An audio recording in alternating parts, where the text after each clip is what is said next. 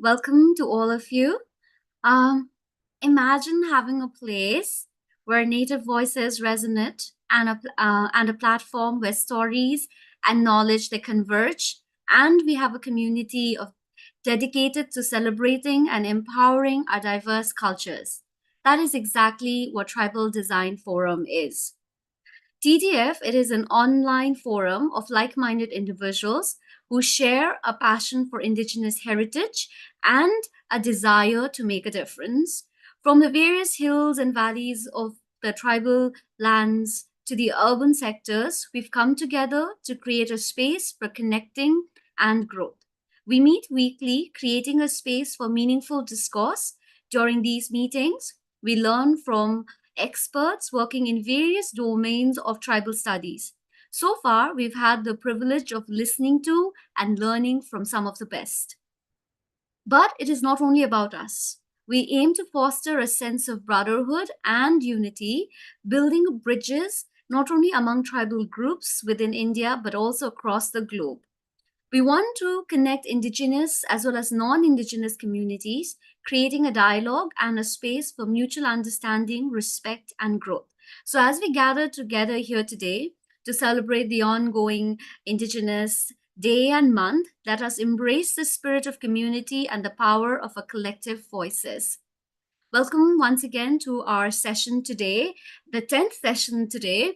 I'm Anugra, your coordinator, and today we have with us Akum, who's going to be the host for our session. Akum is one of our members for the Tribal Design Forum's Young Ambassador Program. So he's our host for today's session. Akum, the time is yours. Thank you. Today, we'll be having an interaction with the most renowned Lepcha band called Sophium on the title A Calling from the Mountains. They are a tribal band from Sikkim which was formed in the year 2011. Sophium showcased their innovative fusion of traditional Lepcha songs with modern music styles. The band focuses on themes of fishing, animal freedom and survival, reflecting the deep bond the Lepcha community has with nature. Through their music videos and the backstories behind their songs, the band members highlight the cultural significance of their themes and how they resonate with their people's daily lives and spiritual beliefs.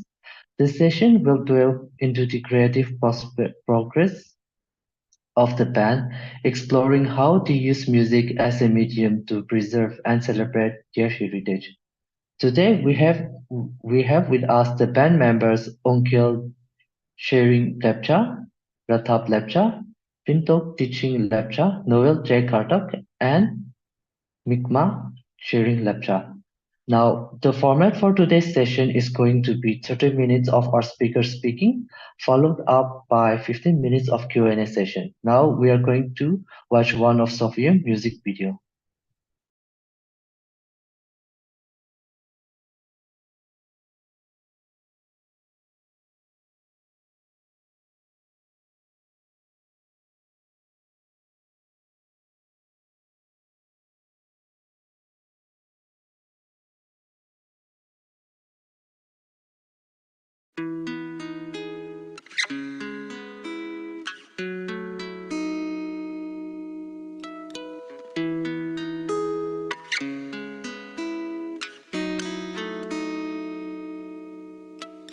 Tân shugo la dun shen mushin tu tân go la dun shen mushin tân shugo la dun shen mushin tu tân go la dun shen mushin hư shop nên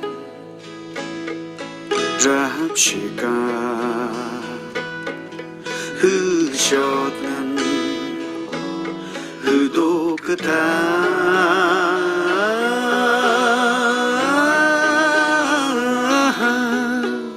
tân shu là đừng shen shin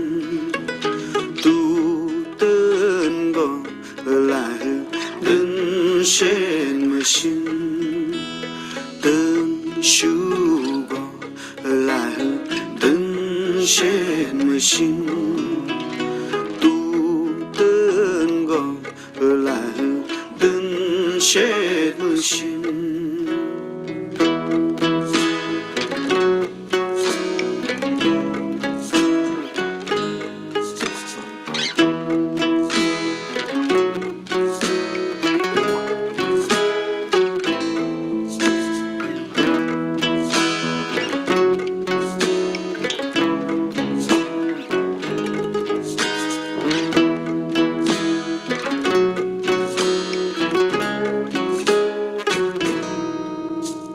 sắc viêu ca pha gió mịt nó ca như gió sắc viêu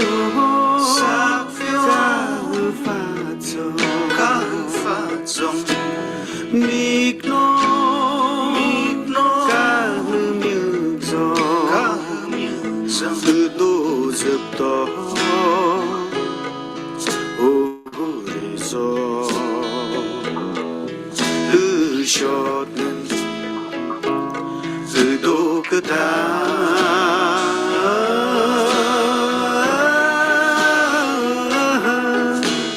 lực liêu ba là nhìn trên mưa xin ring về ba là linh trên mưa xin lực liêu ba là nhìn trên mưa xin ring về ba là linh trên mưa xin hư shop rahap shika hư shot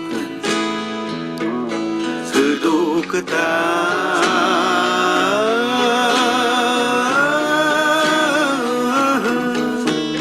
từng shugo là từng trên mưa xin tu từng go là từng trên mưa xin từng shugo là từng trên mưa xin tu từng go là từng trên mưa xin.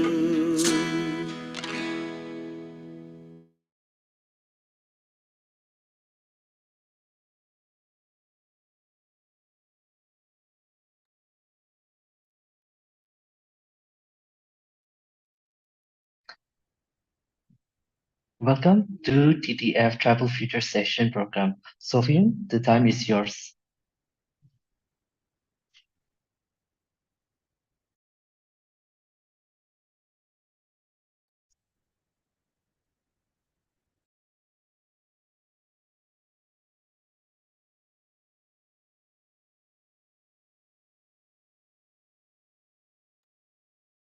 Anam, you all are on mute.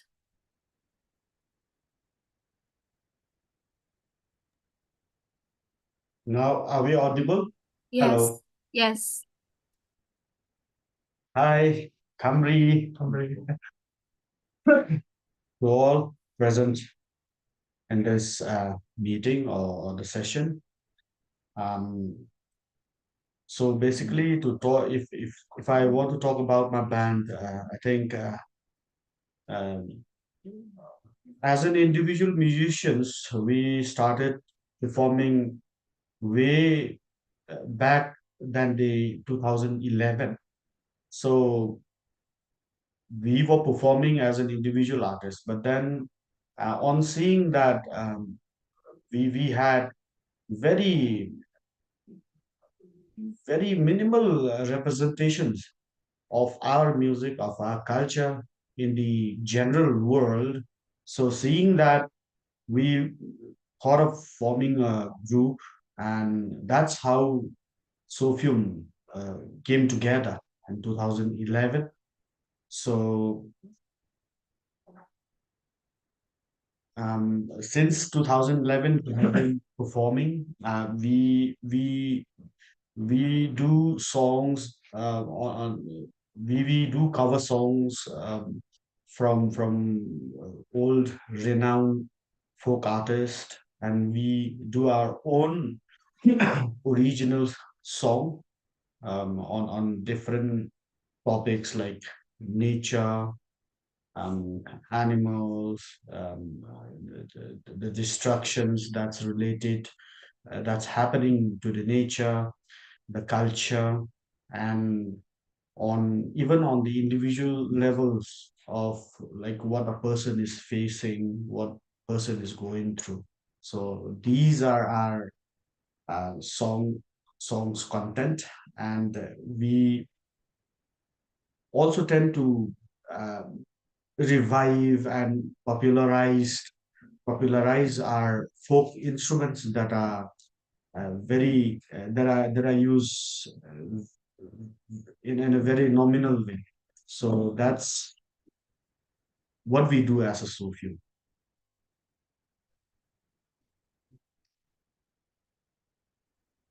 Então, indeed. Chú Huy là đọc xong là ngon đấy. Thank you. That was wonderful. So before we start off, I would like to know, what does Sophia means? I mean, what does it translate to, and what does it means to you guys? Sophium, the word literally means the breed. That it's actually the name actually uh, why we kept it actually is like to bring freshness in our culture. So through our songs and music. So that's yeah. Wonderful. And one thing, for you guys, they talk on your community is that we tribal communities we tend to have lots of instruments. So I would love to know more about the instruments that you guys use to produce different music, and who does what, and then who makes the instrument also. Yeah. So we have many folk instruments. Most popularly used are tumbuk, sutsang, and tungdarbong. So over here, Rathap, he is a drummer, percussion. Ongel, he plays tumbuk, sutsang, also pentong, do vocals and guitar. And Pinsok Disen here is a percussionist. He is a tungdarbong player, and so among us, I think we three of us, Pinsok, Ongel, and me, we make the instruments also. So that's yeah, and we also use instruments such as Pudbong Palit, which was actually rarely used in most of the music, but now we've tried using it in different ways so that our folks also learn the way how it's used. So yeah, Pudbong is there. We still have instruments such as Nibriok Palit.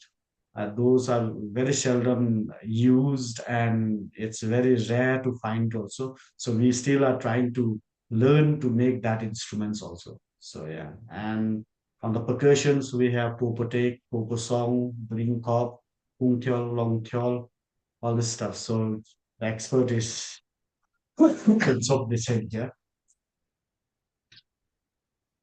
Okay.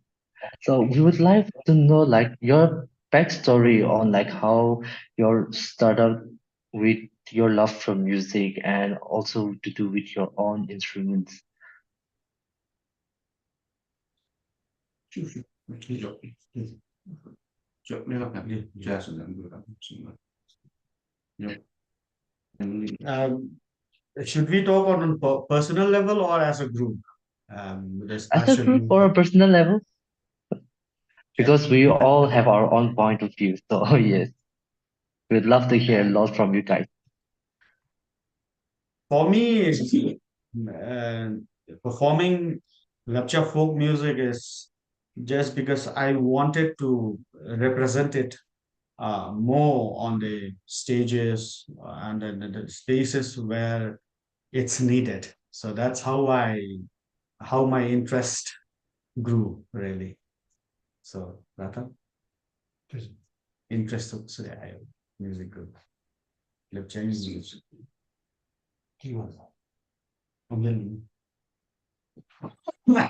I think everyone has, I think we can say every one of us has the motivation that keeps us, to do lecture music. I think everyone has, I think it's similar for everyone, like Anamikma mentioned earlier that it was very rare, the representation done state levels and district level everywhere. Like kids uh, almost forgetting the mother tongue. So these factors were, I think for me it was these factors that, you know, like I think it told me to, you have to do lecture music. Did I personally, I during school days I used to do Nepali song. I used to compose Nepali songs, and I think when I was in standard 8 or 9, so fortunately I met Mr. Northern Lepcha. He is also a producer, he's also a composer, lecture music composer, and we happened to meet, and he was actually looking for a singer to sing for his album. And I think it was during that period, me and Enigma, we like crossed our paths. So I think it was from that moment I, my composition was all channeled to lecture language. So from there on, it's only lecture language, and yeah, I think it's because it was almost dying and no representation. All these factors, I think, it motivated us to do lecture stuff.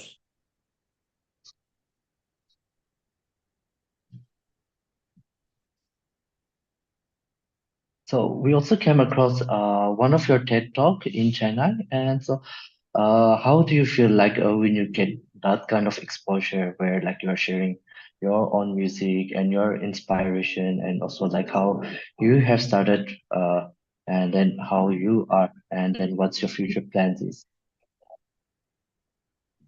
Um, I think we were a bit skeptic while performing for the TEDx Chennai.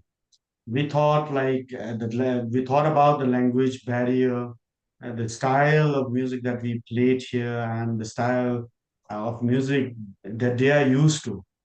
So we were there and we performed our stuffs. And what the things that inspired me a lot was small children coming to me and like coming to us and saying like your music is so beautiful, that's something that you feel like yes, we are doing something, and like it's touching someone's feeling, someone's heart, and like that way it's very inspiring for us also. So yeah.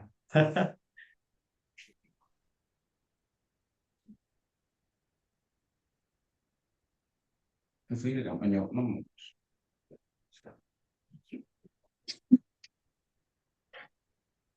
So your audience, one of the questions is like, what message do you hope the listeners, especially those from outside the lecture community, take away from your own music?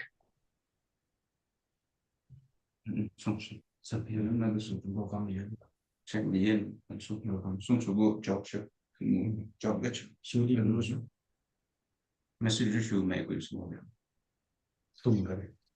Apart from lecture community. Would you like me to repeat the question? Yeah. Okay, okay. Sorry about that. Okay, so the question is, uh, what message do you hope the listeners, especially those from outside the lecture community, take away from your music? Yeah, I think what I what actually we all hope uh, for the message to go out to the other communities apart from lecture, from listening to our music is like, um, though we are part with cultural barriers and barriers with the practices, the language, we always should appreciate um, each other's culture and respect it, and especially love what you do, so that um, your culture is your culture can survive from what you do, so how you represent to the world. Yeah, that's the message I especially would like to convey to the community. Thank you. Now, we have another question. That is a very nice and new concept which Sophium has given to the world. But I wanted to know what was the basic reason to do this when Sikkim and other tribal areas are facing landslide and effects of climate change. What do you think Sophium can help to solve this problem? Or if I put it that, what problem is Sophium in solving? I think uh, through our music, we just don't talk about the culture, the language, the practices that we have. We also talk about love for the land. So it's it's the duty of each and every one of us to protect and conserve our lands. So just because of greed, we do not have to close our mind, close our eyes, close our mind, and close our hearts, and accept the ways of developmental works that's very destructive to the nature. So yeah, that's, I think, what we really also want to convey to the world. So to love um, our own ancestral lands and let it not be abused or destructed for the greed of development or few sums of money. So that's what we also stand for. Okay. So, can you like share with us a story from the Lepcha folktales?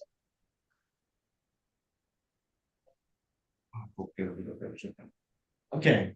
I'd basically talk about flute that we play, since we are engaged um, on music of the lectures. So I just I'll share a story of a flute called Thunpong Palit, which has only 4 holes, and it's based on minor pentatonics. So as told by my um, elders, the stories that I've heard from them is like Thunpong was given to to an orphan boy who lived with his maternal uncle. So he was sort of treated badly, in those days. And but he was a boy who really loved the animals and yeah, the cattle that they reared. And on seeing the love between the animals and boy, the orphan boy, the musical god, we call we refer to the god as Narokram. He came down and gifted him the punpok. to the orphan boy. So the boy started to learn the pentong, the melodies and um, the way workings of the pentong and everything. And he was an expert in no time, So he played the pentong so well. And it is also believed that in those days, animals, even the plants, even the rocks, could communicate with each other, with humans. So the boy was an expert in the instrument. So one day he was playing the pentong and under a tree shed, and he fell asleep. A crow came and stole the pentong away. So when he woke up, he didn't find his pentong with him. And he woke up in panic and he looked for the pentong and he started asking everywhere. And then as he went on asking and searching for the pentong, many animals told him that the crow had taken the pentong away. So he traced the crow to the lands of the serpent kings. We call we call him as Urim. So he was in the lands of the serpents. And when he was there, yes, he saw the pentong decorated in the altar and it was kept there. And boy uh, asked the serpent king to give him the pentong back because it belonged to him. But the serpent king said, like, how can I give you the pentong? Because it belongs to me now. It was left behind by the crow on a bet of his life. So Serpent King refused to give the pentong back to the boy. But the orphan boy kept on asking for he insisted on giving it back because it belonged to him, he said. And uh, in the midst of that exchanges, Pentong, I think the Serpent King thought over and like maybe it could be his, you know. Uh, so that so then the Serpent King said like, okay, I'll give you the flute back, but you need to. I'll give you a condition for that. To get a flute back, there's a condition. You need to win my heart. You need to win my heart. The boy thought for a moment and said, like, okay, I'll try to win your heart over. But can you give me the puntong for just for a while? And reluctantly, the serpent king gave the puntong to the boy. And the boy, as soon as he got the puntong in his hand, he closed his eye and started playing the puntong to the serpent king. And on hearing the melody of the puntong, Serpent King started crying. His tears fell from his eyes, and um, his feeling was like, what do you say, ecstatic? I don't know, ecstasy. I don't know what how I should describe it. He felt that emotion, in the flute, and started crying. And the Serpent King realized, oh, the flute belongs to him. So he gave the flute back to the boy and also promised him, like, whenever you're in any kind of hardships, when your wishes doesn't get fulfilled, you wake up early in the morning in the break of the dawn, wash yourself, be as clean as you can be from your body and mind. If you think of me and all the deities of the land and play this flute, will come to rescue you. So um, the boy got his flute back and he went back to the world where he belonged from from the world of the serpent. And when he was back, he found that all his animals all the cattle and all the animals that he loved, all had died. Only the bones and the dried up skins were laying all over the places. So the boy was very disheartened and he was really sad. And he couldn't do anything for the moment.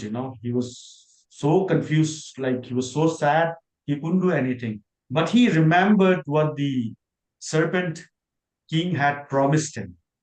So, on realizing that the promises held by the Serpent King, he woke up early in the morning and did what he was told to do. So he closed his eye and started playing the puntong.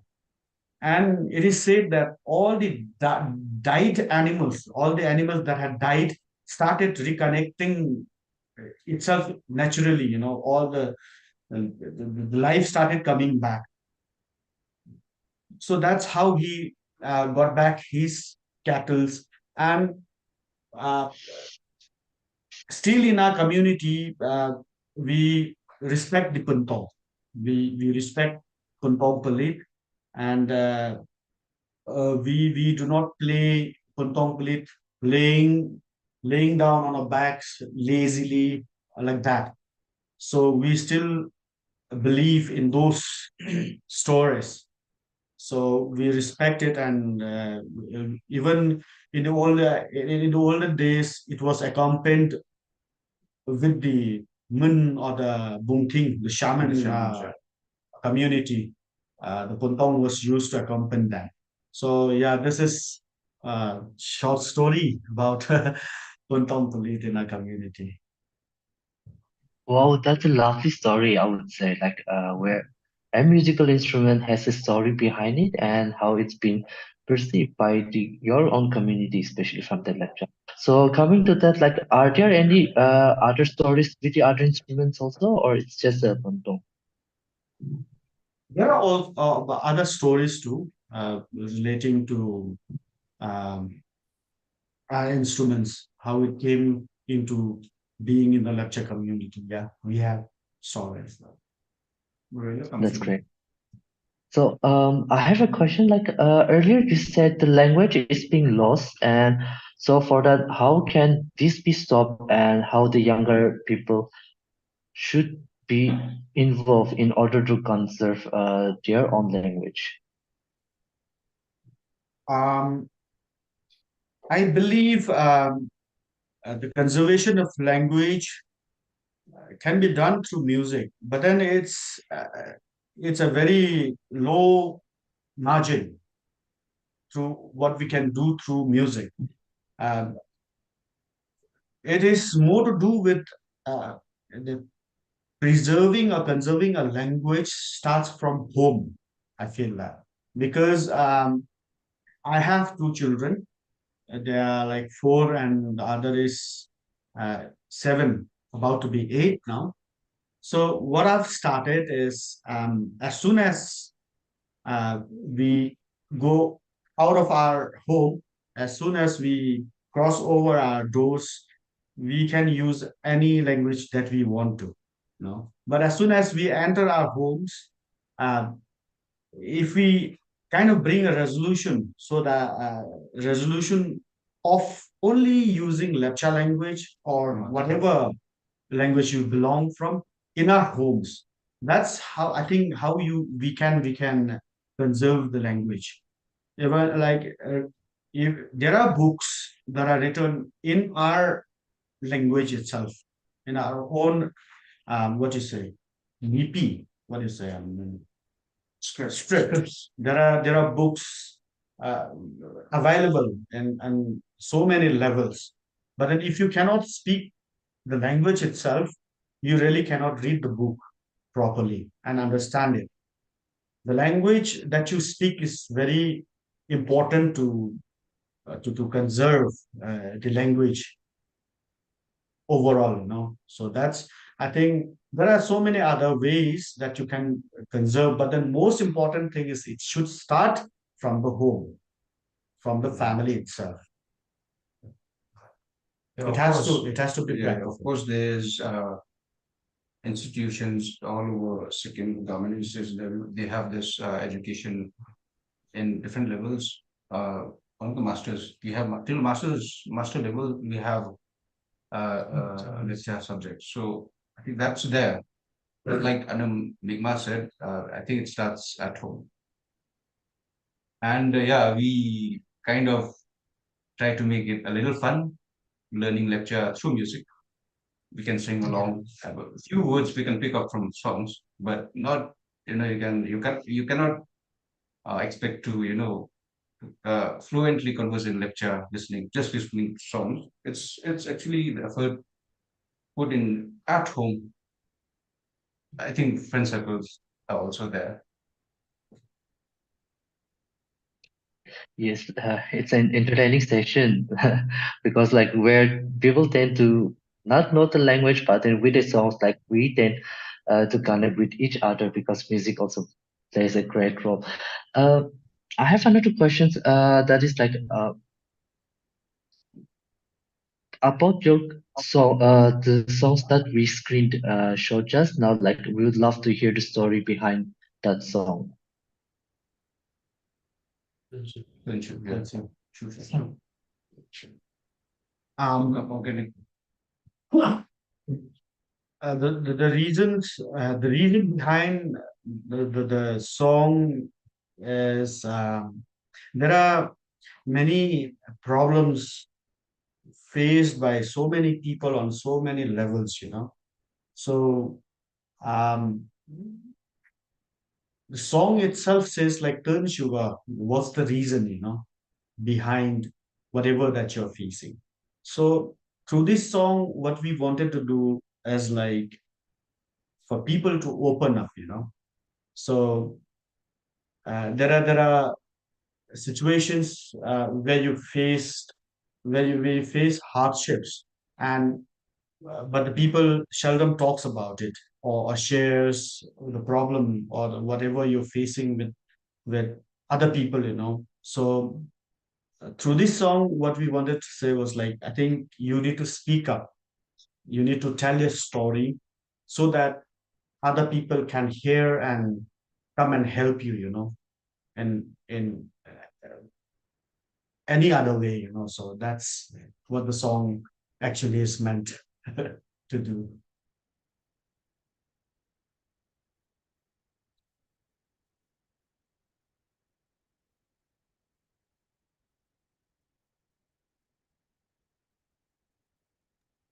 Akum, you're on mute. Sorry about that.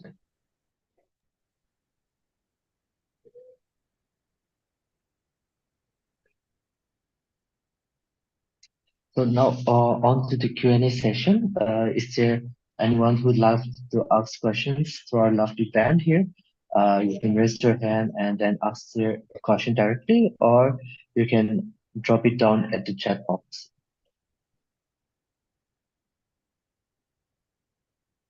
So while we're waiting for the question, we have a question here, and that is,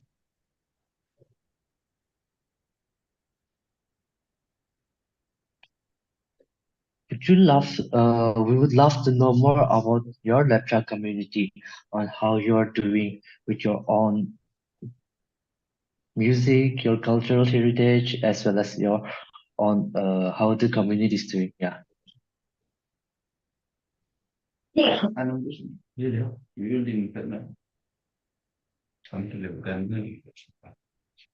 I think on seeing the effects of music or literature, um, or culturally, I think these days more and more youths are getting involved, and they are very keen on the culture, learning the culture, the language, even. I think when I first came in uh, came in Gangtok and way back in 1997, I seldom used to see people, especially the youngsters, roaming around in the town wearing a lepcha attire, So nowadays, like because of all these efforts that we put in through our songs, through people, efforts of the people, those who write books, those who write portraits, those who write, what do you say, dramas, stuff like that, all this literature works, even the dance groups, through them, like I think we have inspired many youngsters to put on our own costumes whenever we go out, so even on a casual day, we find people with at least a traditional fabric jacket, so that's, yeah, I think we feel like, I think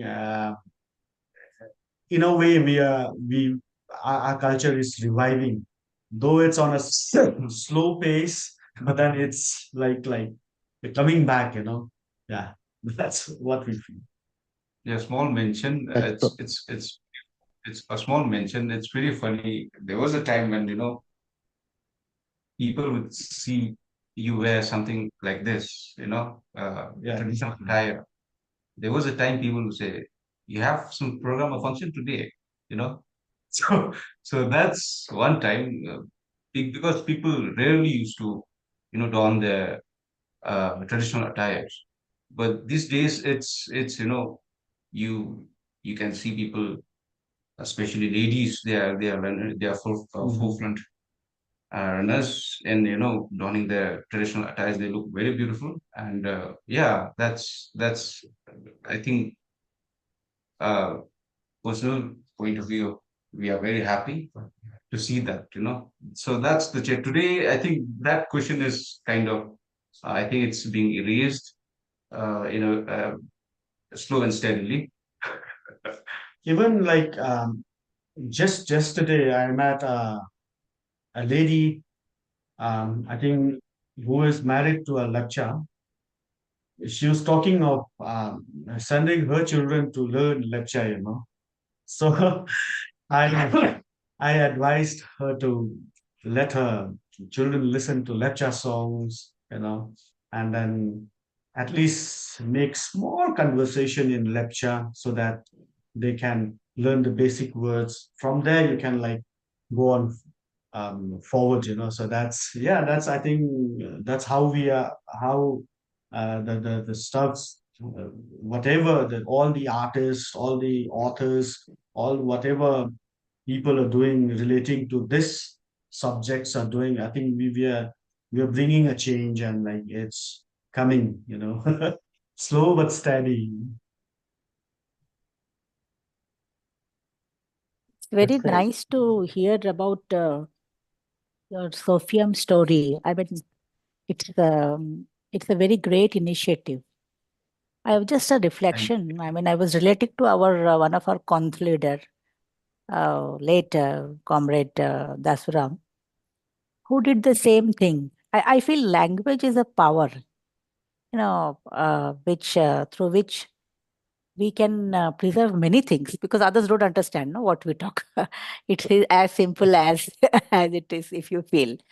And it's the I mean I have been to Sikkim and I've traveled except north. I've traveled intensely in Sikkim for some work. So and I know how important it is now for Sikkim to or any tribal area to preserve our land. It's important because their language is culture. It's our roots, and we shouldn't be taken away from our roots. It's.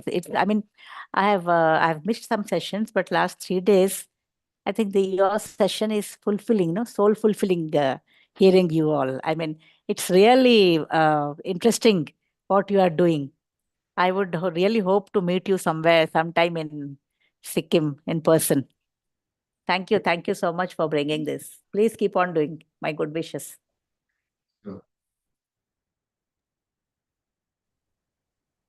So we have one more question. The question is, what is the future plans of Sophium?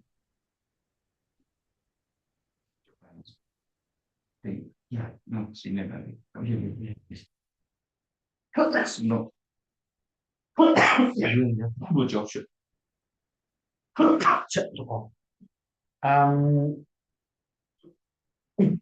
really, the future plan of Sophium is, I think, not just think, we are working on a music album.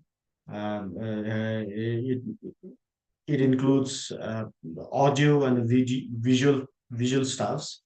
So it's our originals that we tend to release very soon. So most of our works are done, but then we still like there are some works to be done. So yeah, we are working on it, and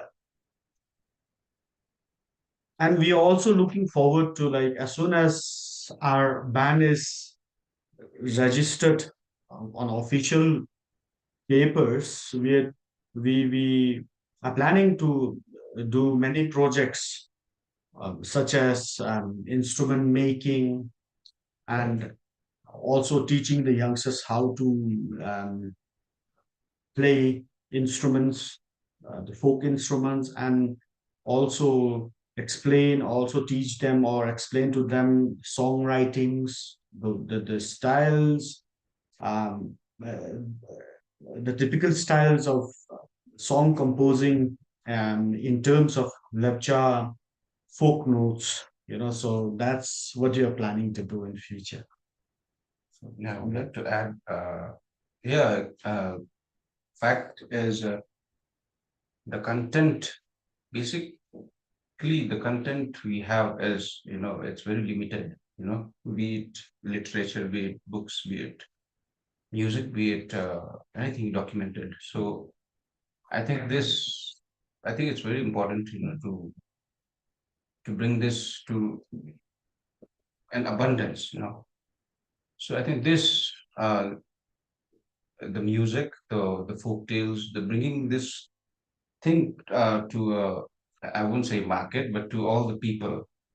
You know, I think there are so many people who the folk tales just recited by the Mi'kmaq a few minutes ago. So I think this story is uh, I think most people, even in Sikkim, they haven't heard about it. So I think these kind of stuffs, all those folk tales, songs, folk songs, I think the content has to be, in abundance. I think we will have to work on this documentation, recording, and everything like that. I think this could also be one of our objectives, in future.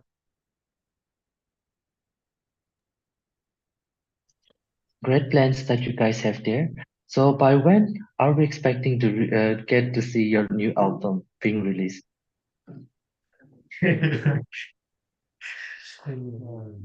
You say about it's difficult. It's almost done, but I think it's been quite a long time. I think maybe by this December, I think we will be ready to go. I think it would be good if you, along with for the land, water, you can also do about the programs and the rights of the people, entitlements of the people, which so I mean that can people can relate because it is their own language. So that would be also, it will be a great help if somebody singing in their language, explaining about their rights and entitlements, which is very necessary for present uh,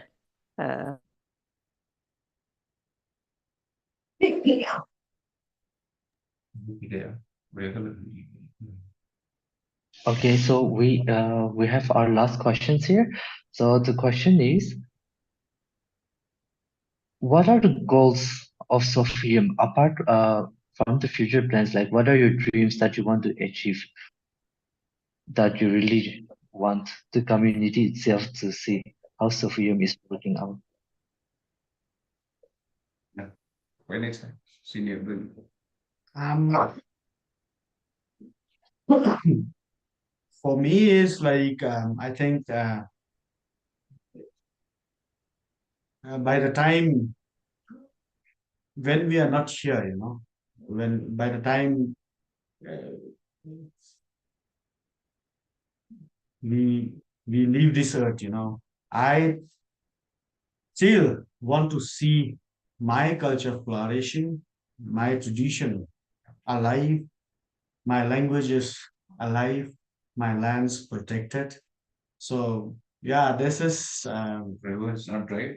yeah, rivers not dry, um, rivers flowing with the full might, So that's what we really hoped hope for the future, so that our children's our grandchildren and grandchildren, I don't know, children's, yeah, our youngsters, coming generations can enjoy what the treasures that we have today.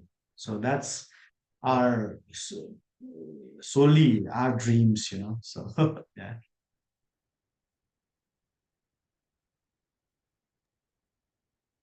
Thank you. Thank you. So now I give time to Anugrah. Uh, thank you so much, Akum, and thank you, Sophium, for really sharing so much. It was very it was something that I feel all of us are going to go back and reflect upon also. No, you started off by telling us about how you saw there was a need to do something, there was a gap, and instead of waiting for somebody to fill that gap, you yourselves took that first step to fill that gap.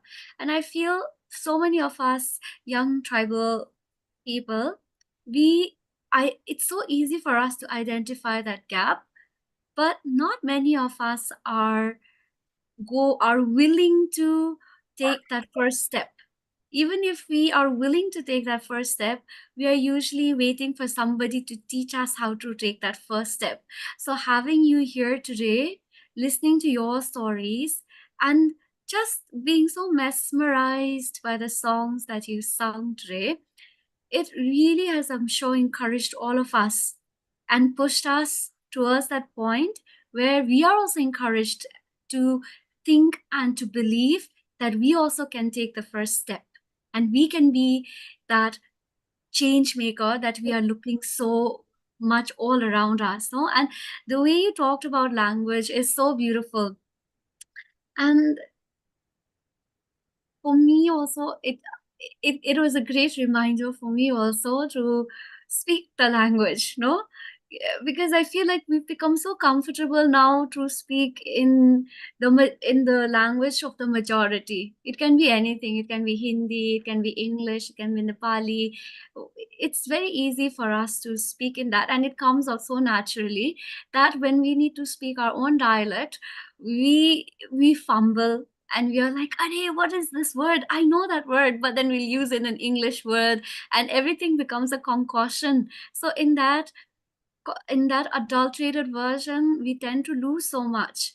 But having you sing a song completely, showing us how there can be a blend, and this concoction need not be something that is really bad, but it can be something really beautiful to enhance what we already have. So thank you for showing us that as well. And thank you, everyone who put in the inputs. Anuradha ji, thank you for giving us those wonderful inputs as well. We really appreciate it. And these kind of talks are meant to have discourses like this where we can come together and encourage one another as well. So thank you, Sophium, for being with us today. And the fact that you talked about traditional attires not just becoming an attire of an event or a function and becoming our everyday garment, I feel that itself also can be a starting point and starting place of us wanting to fill that gap that we've already seen. We may not know the language, it may take years to learn the language, but it is just a choice of putting on our own traditional attire. And I think that's a first step that we can all uh, step into as well. So thank you for having here and especially sharing the story of the Pungtong Palit. uh, I'm sure everybody must be wondering what the instrument looks like. I have it here, so I'm going to show it to you. So it's I don't know if you can see. Oh man, you can't see it because of the background. But I'm going to send a picture of this in the group so that everybody knows and sees what a Pungtong Palit looks like. Basically, it looks like a bamboo, like sorry, a flute only, but it's a bit longer. No, it's a bit longer, and there was one. So I feel like it's very and this Pungtong Palit when it's something very interesting that just struck my mind was there was a seminar that I attended. It was a research seminar. There were a lot of Japanese people also who were there in this particular seminar. And as we were all discussing music, so Pungtung Polit also was something that came up, and that was an instrument which we kind of like shared. And it looks very identical, and it sounded very similar, also, no? So I feel like that was something really interesting, and you shared a story about that today, and it enhanced what a Pungtong Palit means also for us. So thank you for sharing us these stories as well. Before we end this session, we have some amazing notices that Akum is going to tell us about.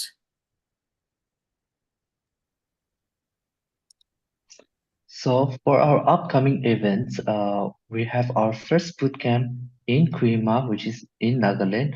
That will be from 22nd. That will be from the 2nd to 4th of October. And the next, we have our second boot camp, which is in Ukrul, Manipur, which will start from 6th of October to 8th of October. That's a 3 days event. So the registration is open for both the boot camp, and you can reach out more of its information from the TTF website. Now, for tomorrow's session, that is 11th of August, we we will be having a session on AI emerging technologies on tribal communities, and our speaker is Dr. Sonacharya. The session is going to start at 6:30 p.m. You can do the registration on the TTF website. To end this, we hope to see you again with your friends on the next session. And thank you so much, Sophia, for coming up to TTF's Thank you. Future Thank Tribal. you so much. Thank you so much. Thank you so much for joining us. We had a lovely, entertaining session with you, and we got to learn a lot about the Lepcha community. So, see you there next time. Take care. Have a lovely evening. Have a lovely evening.